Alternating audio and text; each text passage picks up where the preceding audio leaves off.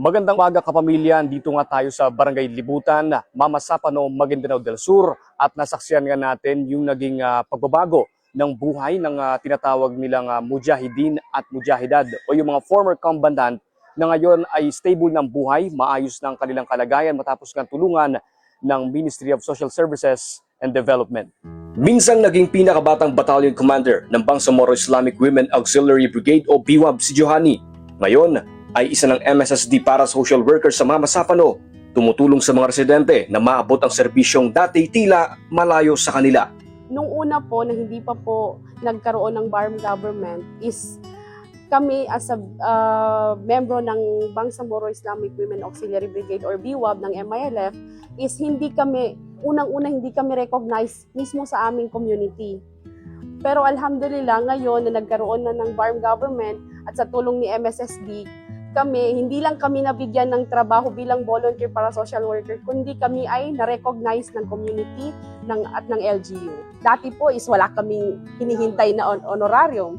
Ngayon, alhamdulillah, nakakatulong pa kami sa community. May inaasahan pa kaming honorarium na darating sa katapusan ng buwan. Hindi pa po siya sapat sa pangangailangan, pero at least may pagbabago po para sa amin. Nabigyan kami ng trabaho kahit ito ay volunteer, pero napakalaking impact po nito para sa amin ng mga former combatant. Yung iba po kasi para social worker is graduate po yan sila ng college. Yung iba po word passer po yan sila.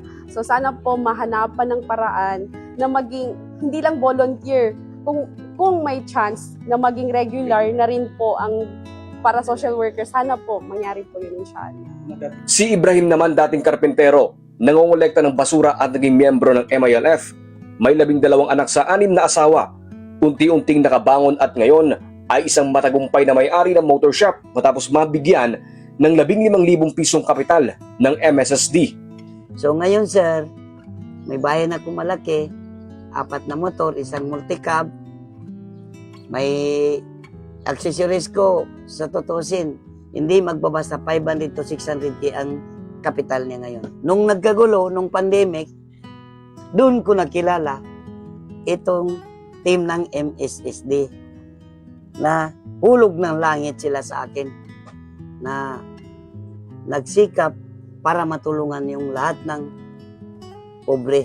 So ngayon, pagbigay ng MSSD sa akin ng kapital, so kapital yan, pero hindi utang, hindi interest, kusang binigay. Nasa sayo kung paano palalaguin. Lalago o mabagsak, nasa sayo na yun. Marunong talaga sila magpatakbo sa taong mahirap. Kasi sila, umulan man o umaraw, focus talaga sila sa kanilang trabaho, sa tulong ng mamamayan Pilipino. O wala silang pinipili. Si Yasmin mula sa Barangay Camp Darapanan, Sultan Kudarat, binigyan din ng 15,000 pisong kapital ng MSSD. Mula sa simpleng tindahan ay lumago ito sa mas malawak na kabuhayan na ngayon ay tumutustos sa pag-aaral at araw-araw na pangangailangan ng kanyang 3 anak. Napakalaking tulong po yung natutunan ko po sa kanila, tulad ng savings, tsaka yung tulad ng pag-compute namin sa araw-araw na ginagastos po namin. Kasi noon po, yung may grocery po ako, hindi po ako nagsisavings, tapos hindi ko po yung anak ko, araw-araw kumukuha sila sa grocery ko, kaya hindi ko po na yung lumalabas na pera. Kaya nung nag-ano po ako ng MSSD na program, nung seminar, yun po, pumasok po sa akin, ganito pala yung gagawin sa pera.